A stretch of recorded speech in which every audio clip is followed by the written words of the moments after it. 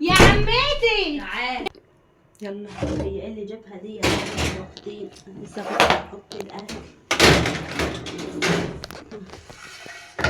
بتعملي ايه يا عمتي؟ لا ما بعملش حاجه. بتخبيه يا اختي؟ تعالى انا ما خبيتش حاجه. بتخبيه يا اختي؟ نواري. لا ما خبيتش. هاتي بس يا عمتي، عامله ده كربت النهارده وامي بتقول ما فيش. نواري اما اشوف في ايه في فرن البوتاجاز. نواري محشي وده كربات.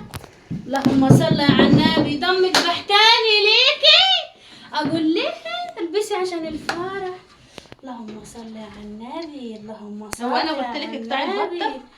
هاخد منابي يا عمتي. طب العيال هياكلوا ايه؟ عيال مين؟ هياكل ايه؟ عيال مين يا اختي؟ هياكلوا ما تعشوش. انا هتعشى. ليه يا عمتي؟ لا ما ينفعش كده. ليه يا عمتي؟ العيال ما كلوش. انا هاكل. طب وبعدين انت ما تاكلي؟ ده العيال هياكلوا ايه؟ انا جايه اقول لك البسي روحي الفرح.